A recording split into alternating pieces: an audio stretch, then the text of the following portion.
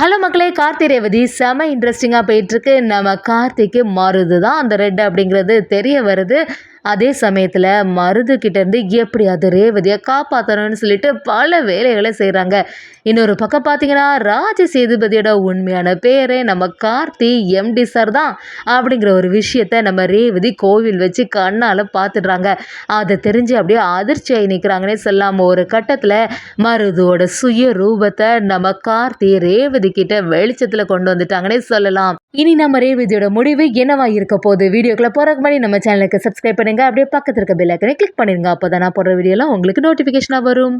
நம்ம கார்த்தியும் மருது அப்படியே துரத்திட்டு வரும்போது அப்படியே சாமுண்டீஸ்வரியோட வீட்டுக்குள்ளேயே மருது புகுந்துடுறாங்க. அதை தெரிஞ்சுக்கிட்ட கார்த்தி அப்படியே ஃபாஸ்டா வரும்போது சாமுண்டீஸ்வரி அவங்க கையில் மாலையை கொண்டு போயிட்டு இருக்கும்போது கார்த்தி தவறுதலாக அந்த மாலையை தட்டி விடுறாங்க. அது கரெக்டாட்டு நம்ம ரேவதியோட கழுத்தில் பட்டுறது. அதை பார்த்து சாமுண்டீஸ்வரி அப்படியே அதிர்ச்சியாகி நிற்கிறாங்க. என்னது இந்த கார்த்தி வரவே கூடாது அப்படின்னு பார்த்தா கடைசியில் இதுவும் சொதப்பலாயிட்டே. இவன் கையினால் அந்த மாலை கரெக்டாக ரேவதியோட கழுத்தில் விழுந்துட்டே அப்படின்னு சொல்லிட்டு சாமுண்டீஸ்வரி அதிர்ச்சியாகி நிற்கும் போது நம்ம ரேவதிக்கு அதை பார்த்து சந்தோஷமாக இருக்குது. ஒரு கட்டத்தில் ரேவதியோட மனசில் நம்ம கார்த்தி எம்டி சார் தான் இருக்காங்க. இன்னொரு சைடு நம்ம கார்த்தியும் எப்படியாவது இந்த ரெட் யார் அப்படிங்கிறத கண்டுபிடிச்சி அவனுக்கு சரியான தண்டனையை கொடுக்கணும்னு சொல்லிட்டு பார்க்கும்போது மருது அங்கே இருக்காங்க. மருதை பார்த்த உடனே மருதுவும் எதுக்காக இப்போ தேவையில்லாமல் என்னோட ரூமை ஓப்பன் பண்ணுற அப்படி கேட்கும்போது கார்த்தியும் கவனிக்கிறாங்க. இங்கே தானே அந்த மாஸ்க் போட்டவன் ஓடி வந்தான் அப்படின்னு சொல்லிட்டு கவனிக்கும் போது கையில் இருக்கக்கூடிய அந்த வெள்ளை கலரில் இருக்கக்கூடியதை பார்த்துடுறாங்க.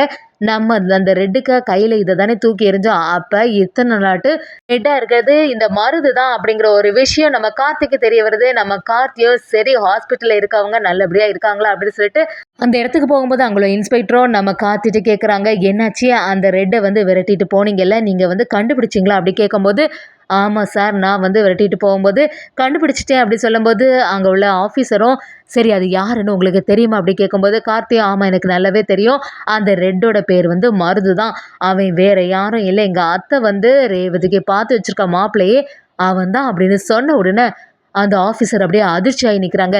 என்ன சார் சொல்கிறீங்க, இவ்வளோ பெரிய கிரிமினலையே அவங்க அத்தை இப்படி பார்த்து வச்சுருக்காங்க அப்படி கேட்கும்போது ஆமாம் சார், எனக்கு மேலே இருக்க வெறுப்பில் எப்படியாவது ரேவதியை வேற ஒருத்தங்களுக்கு மேரேஜ் பண்ணி வைக்கணும்னு சொல்லிட்டு எதை பற்றியும் விசாரணை பண்ணாமல் என்னோட அத்தை இந்த மாதிரி செய்துட்டாங்க அப்படின்னு சொல்லிட்டு நம்ம கார்த்தி சொல்லும்போது அந்த இன்ஸ்பெக்டரும் சரி அவன் தான் தெரிஞ்சிட்டுல எப்படியாவது அரெஸ்ட் பண்ணிட வேண்டியதான் அப்படின்னு கேட்கும்போது நம்ம கார்த்தியும் சரி சார் நீங்கள் கொஞ்சம் பொறுமையாக இருங்க, எப்படி இருந்தாலும் ரேவதியோட மேரேஜ் முடிவு வரைக்கும் அவன் இங்கே தானே இருப்பான், எப்படியாவது அவனை கையும் களவுமாக பிடிக்கணும், அவனுக்கு எதிரால் ஏதாவது ஒரு எவிடன்ஸ் இருக்கும், அதை எல்லாத்தையுமே கண்டுபிடிச்சி ஆதாரத்தோட அவனுக்கு பார்த்தினா உண்மை எல்லாத்தையுமே நிரூபிக்கணும்னு சொல்லிட்டு நம்ம கார்த்தியும் அந்த இடத்துல சொல்லி வைக்கிறாங்க. இன்னொரு சைடு பார்த்தீங்கன்னா மருதுவும் எப்படியாவது இந்த கார்த்தி இருக்க வரைக்கும் பிரச்சனை வந்துட்டே தான் இருக்குது. இதோட கடத்தில் நம்ம மாலை போடலான்னு பார்த்தா அந்த சமயமும் சொதப்பிட்டு எப்படி இருந்தாலுமே இவனை நீ சும்மாவே விடக்கூடாது, எத்தனை வாட்டி தான் இவன்கிட்ட நம்ம தோற்று போயிட்டு இருக்க வேண்டியதாட்டிருக்கு, எப்படியாவது அவனை பழி வாங்கணும்னு சொல்லிட்டு மருதுவும் நம்ம கார்த்தியை பழி வாங்குறதுக்காக ஒரு திட்டத்தை போடுறாங்கன்னே சொல்லலாம். இன்னொரு சைடு பார்த்தீங்கன்னா நம்ம கார்த்தியும் கும்பாபிஷேக வேலைகள் எல்லாமே பண்ணுறதுக்கு தயாராகிட்டே இருக்காங்க. இந்த கும்பாபிஷேகம் சிறப்பாகவே நடக்கணும், தாத்தா வேற இந்த மாதிரி சொல்லியிருக்காங்க, அதனால் இந்த வாட்டி கும்பாபிஷேகம் தடங்கள் வரவே கூடாது அப்படிங்கிறதுல நம்ம கார்த்தி உறுதியாகவே இருந்துட்டுருக்காங்க. ரேவதியும் சரி நம்ம கோவிலுக்கு போகலான்னு சொல்லிட்டு அந்த இடத்துல கோவிலுக்கு போகும்போது சாமியெல்லாம் கும்பிட்டுட்டு இருக்கும்போது ராஜசேதுபதி ஐயாவோட பேரை இங்கே தான் இருக்காங்க அப்படின்னு சொல்லும்போது நம்ம ரேவதி இவ்வளோ நேரம் இவங்கெல்லாம் இங்கே தானே நின்னாங்க, எங்கே போயிருப்பாங்க அப்படின்னு சொல்லிட்டு தேடிட்டு இருக்கும்போது அங்கே உள்ளவங்களும் கேட்க ஆரம்பிக்கிறாங்க, என்னாச்சுமா யாரை தேடுறீங்க அப்படி கேட்கும்போது இல்லை கார்த்தியை தான் தேடிட்டு இருக்கேன் அப்படின்னு சொல்கிறாங்க. கார்த்தி தம்பி எப்படி எங்கேயும் போயிருக்க மாட்டாங்க, இங்கே எங்கேயே தான் இருப்பாங்க, வாங்க தேடி பார்க்கலான்னு சொல்லிட்டு நம்ம ரேவதியை கூட்டிகிட்டு அவங்களும் எல்லா இடத்துலையும் தேடி பார்க்குறாங்க. எங்கேயுமே கார்த்தியை காணலை. சரி ஒரு சமயம் வீட்டுக்கு ஏதாவது போயிருப்பாங்களோ அப்படி கேட்கும்போது இல்லை எங்கள் கார்த்தி தம்பி வீட்டுக்கெல்லாம் போகிறதுக்கு வாய்ப்பே இல்லை, இந்த கும்பாபிஷேகத்துக்கு பொறுப்பு எல்லாமே அவங்க தான் தலைமையாட்டி ஏற்றிருக்காங்க, அதனால் எல்லாத்தையுமே பொறுப்பாக செய்யணும்னு சொல்லிட்டு இங்கே தான் நிற்பாங்க, வீட்டுக்கெல்லாம் போகிறதுக்கு வாய்ப்பே இல்லை அப்படிங்கிற மாதிரி சொல்கிறாங்க. அதை கேட்ட ரேவதியும் சரி அவங்க எங்கே தான் இருப்பாங்கன்னு சொல்லிட்டு எல்லா இடத்துலையும் தேடி பார்க்குறாங்க. தேடி பார்க்கும்போது சரி அங்கே பார்த்தீங்கன்னா கார்த்தி கும்பாபிஷேக வேலைகளாட்டு பெரியவங்க எல்லாருக்கிட்டையுமே பேசிட்டு இருக்கும்போது கரெக்டாக ஒரு சின்ன பொண்ணு நம்ம ரேவதி கிட்ட கார்த்தி மாமா அண்ணன் தான் நிற்கிறாங்க அப்படி காட்டும்போது ரேவதி நம்ம கார்த்தியை பார்த்துடுறாங்க. கார்த்தியை பார்த்தோன்னே அப்படியே அதிர்ச்சியாகி நிற்கிறாங்க. என்னது இது, இவங்க கார்த்தி எம்டி சார் இப்படி காட்டுறாங்க, இவங்க என்ன இப்படி சொல்றாங்க? நம்ம ராஜசேதுபதி ஐயாவோட பேரன் வந்து வேற ஒருத்தங்க தானேன்னு காட்டுனாங்க. அப்ப நமக்கு மேரேஜ் நடக்க போறது நம்ம பாட்டியோட பேரன் கூட இல்லையா? அப்படிங்கிற மாரி நம்ம ரேவதிக்கு ஒரு சந்தேகம் வருது. அவங்கள்ட்ட போய் இதான் நிஜமான கார்த்தியா? நீங்க வந்து உண்மைய தானே சொல்றீங்க? அப்படி கேட்கும்போது, என்னம்மா இதுவரைக்கும் எங்க கார்த்தி தம்பி உனக்கு தெரியாதா? இவங்க தான் வந்து ராஜசேதுபதி ஐயாவோட பேரன் அப்படிங்கிற மாரி சொல்றாங்க. அத கேட்ட நம்ம ரேவதி ஆச்சரியப்பட்டு நிக்கிறாங்க. இந்த குணங்கள் எல்லாமே பார்க்கும்போது எனக்கே ஒரு சந்தேகம் இருந்து, நம்ம அம்மா சொன்ன கார்த்தி நிஜமாவே பாட்டியோட பேரன் இல்லையா? அப்படிங்கிற மாதிரி ஒரு எண்ணம் நம்ம ரேவதிக்கோட மனசுல வருது. சரி நம்மளே நேரடியா அவங்க என்னதான் செய்றாங்க அப்படிங்கிறத கவனிக்கலாம்னு சொல்லிட்டு, நம்ம ரேவதி கார்த்திக்கோட பக்கத்திலேயே போறாங்க. கார்த்தி தான் உண்மையான பேரன் அப்படிங்கிற ஒரு விஷயம் நம்ம ரேவதிக்கு தெரிய வருது. இன்னொரு சைடு பார்த்தீங்கன்னா, சந்திரகலாவும் சாமுண்டீஸ்வரி கிட்ட, "இங்க நடக்கிறது எதுவுமே சரியில்லக்கா. பாத்தியா அந்த கார்த்திக் கடைசி நேரத்தில வந்து எல்லாத்தையுமே சொதப்பிட்டான். நம்ம என்னதான் பிளான் பண்ணாலும் எல்லாமே வீணா போயிடுது.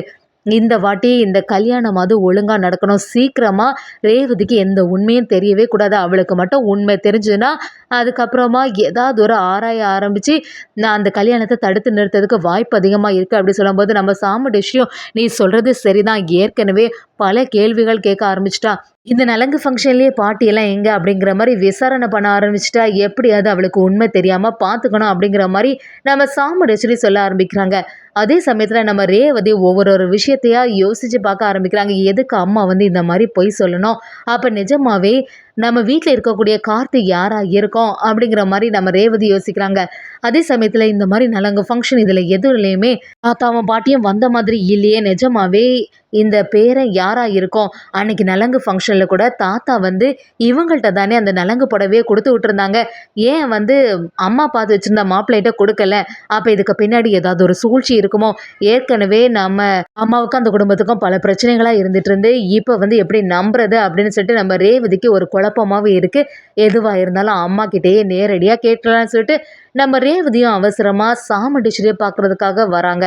சாமுண்டீஸ்வரியும், "என்ன ரேவதி பயங்கரமா டென்ஷன்ல இருக்க?" அப்படின்னு சொல்லிட்டு கேட்கும்போது, நம்ம ரேவதியும், "என்னாச்சும்மா? நீ சொல்றது எல்லாமே உண்மையா?" அப்படி கேட்கும்போது, சாமுண்டீஸ்வரியும், "என்ன எத பத்தி பேசுறேன்னு எனக்கு புரிய மாட்டேங்குது. இங்க இருக்கக்கூடிய மாப்பிள தான் பாட்டியோட பேரனா?" அப்படி கேட்கும்போது, நம்ம சாமுண்டீஸ்வரியும், "என்ன சொல்ற ரேவதி?